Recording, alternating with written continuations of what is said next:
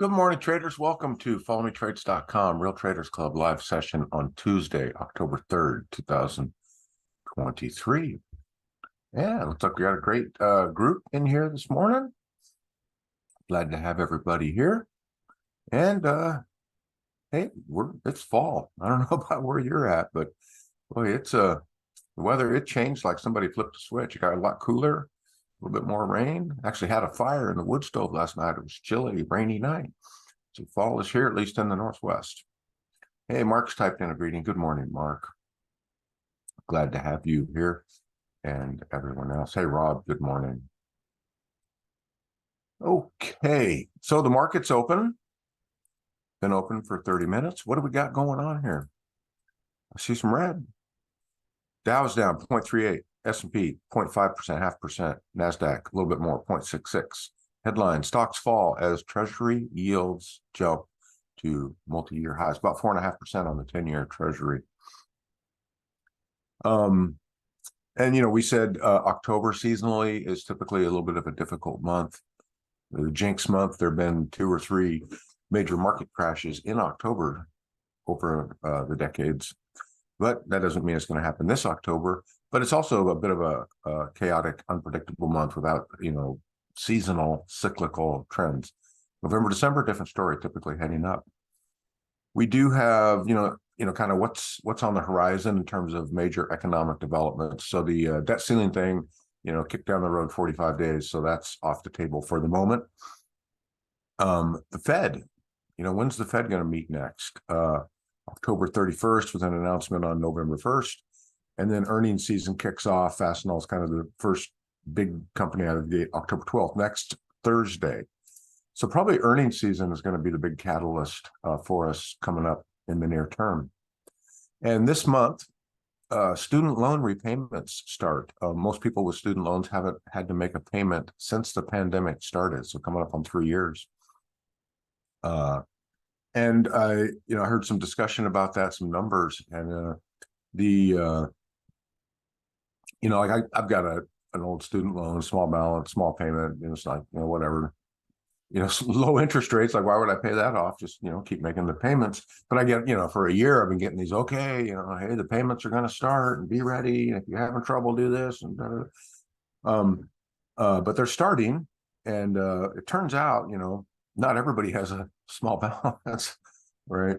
And it's a significant payment that's going to restart for a lot of folks, particularly younger folks, maybe who graduated in the last 5 or 10 years. So why do I bring that up? It turns out the amount of monthly payments for student loans that are going to restart represent about 0.5% of GDP. Well, that's a lot of money. And it just made me wonder if that could be the catalyst, right? Why are interest rates high? Because of inflation, right?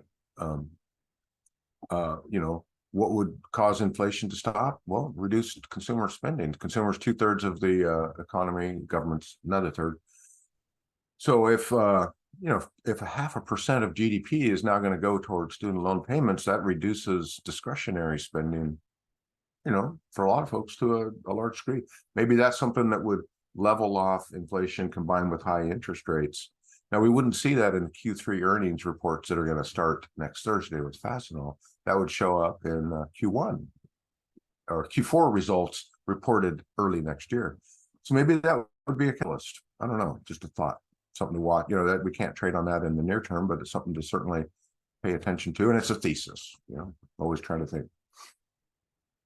Yeah, and Shiv's weighing in with an agreement. Student loan repayment is going to adversely affect consumer spending, less discretionary spending.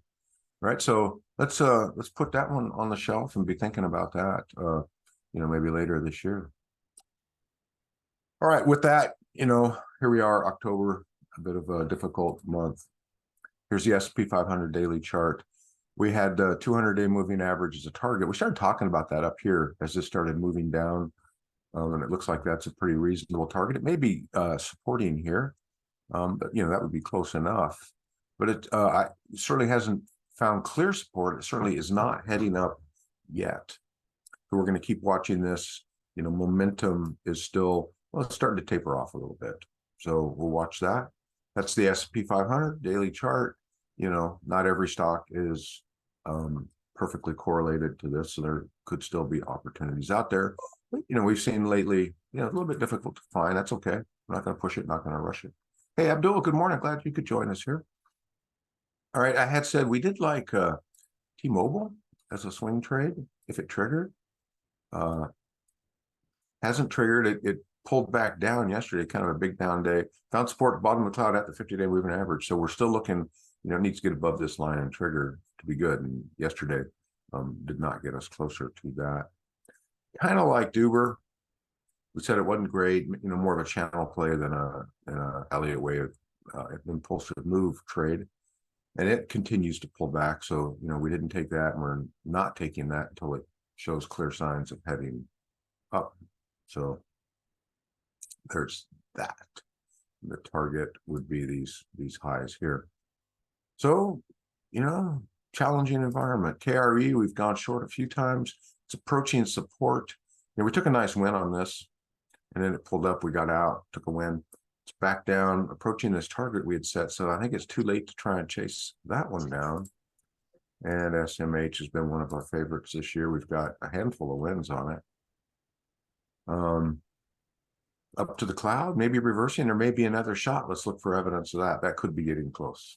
2.5 days.